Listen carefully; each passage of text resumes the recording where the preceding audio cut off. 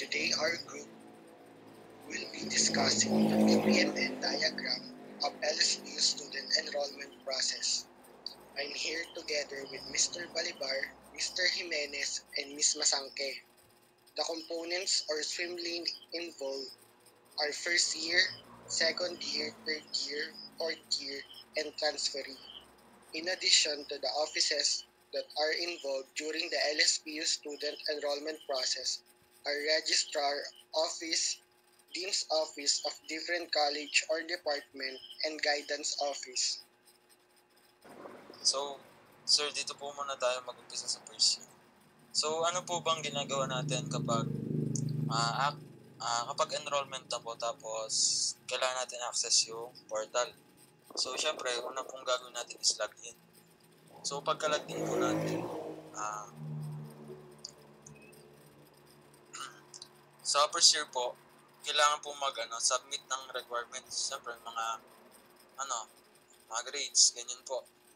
So, pagka-submit po ng requirements, pumunta po dito sa isang pool na dito po, parang ito po, send, tapos the request, parang, receive po. So, i-receive po yung requirements, tapos may decision po dyan if kung kompleto na yung requirements, then if yes, isasend po ng schedule ng examination dun sa first year.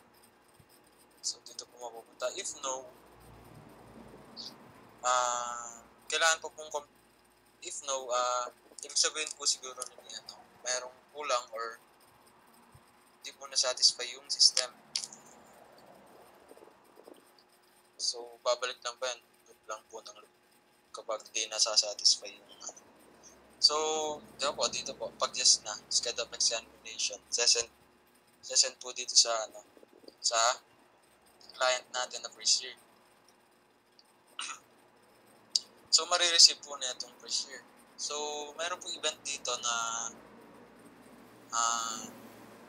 time if kung exam day na ba or hindi. Kung exam day na, saka pa lang po magti-trigger yon. So, dito na po yung client magti-take ng exam. So, ka-take po ng exam, pupunta po siya sa isang swim lane which is the dean's office, which is the exam result. So, may decision po ulit dito na if pass, then magpo-proceed po sa interview. If no, doon po mag-e-end yung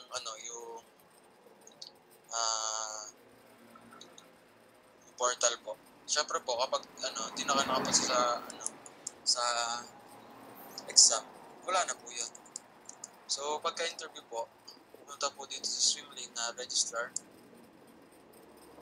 Magsasend po ng schedule ng interview dun sa client na first year. So, i-receive po ng client yung interview. So, ayun, magti-trigger yung interview na event. So, pag na-trigger yon, magti-take na ng interview which is pupunta dito sa dean's office. May condition na naman, decision po, kung qualified or no. If qualified, dadiretso po sa medical. Ganyan, send medical, then puproceed po dito.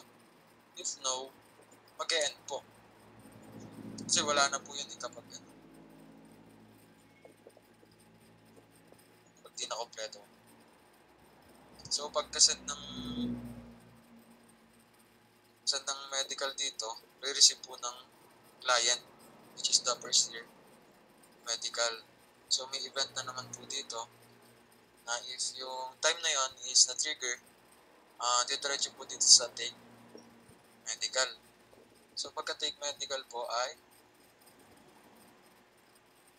dito po, pupunta po sa medical result.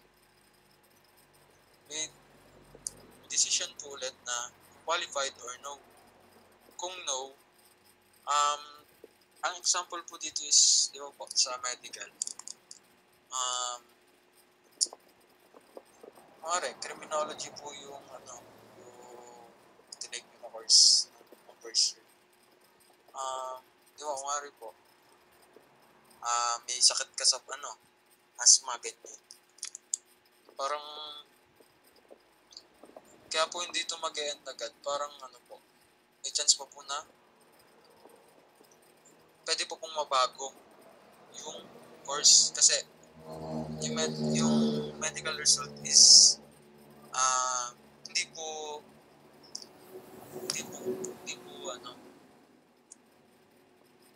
kaya. Hindi po kaya kasi kapag cream, dapat ang medical condition mo dyan is dapat wala kang asthma, ganyan. Kasi nakikita naman po natin yung mga cream na pag nakatayo sa araw, ganyan po, mabilis mapagod. Bawal po dyan yung mabilis mapagod. Tapos, if yes naman po, yung registrar po is ino-notify niyo po yung student, which is yung first year. So, may event na naman po dito na time. If magti-trigger lang po siya if yun nga po, kapag nasatisfy na po yung kapag umabot na yung araw na yan. So, kapag trigger na po, wait for school day po, tapos mag-end na po yung system. So, sir, para naman po dito sa part na to, which is yung dito sa part ng isang swim lane na to, since parehas naman po yung process ng second year, third year, at fourth year, pinag-isa na lang po namin.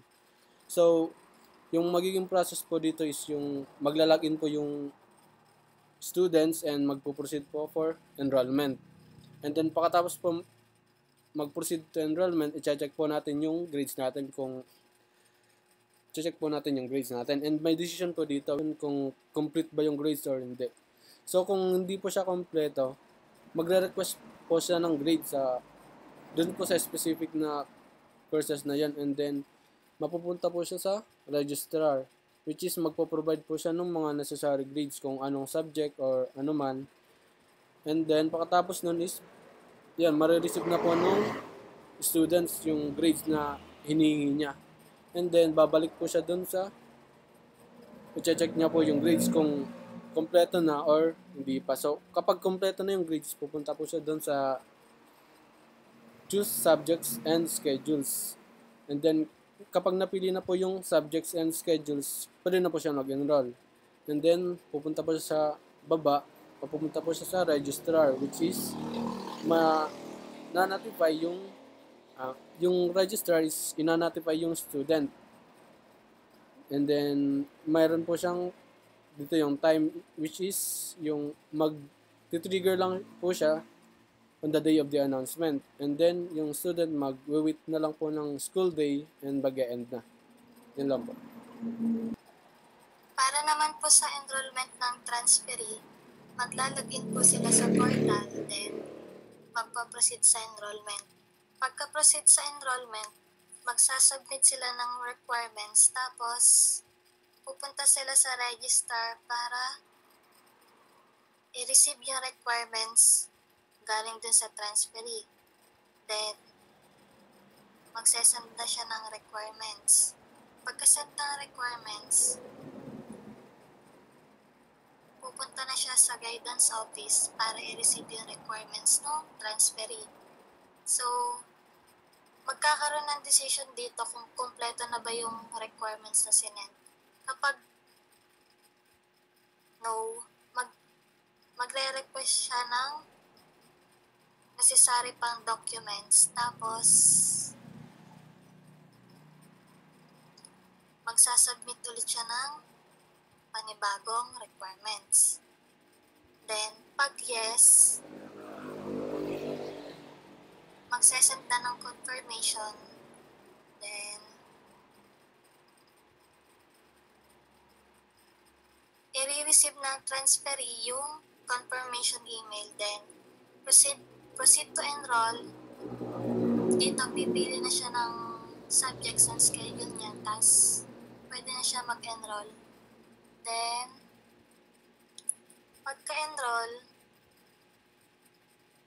ino-notify ng registrar yung student.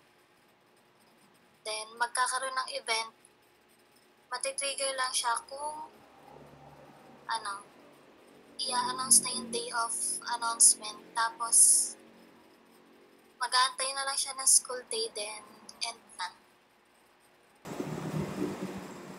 And with that, our reporting or discussion will end.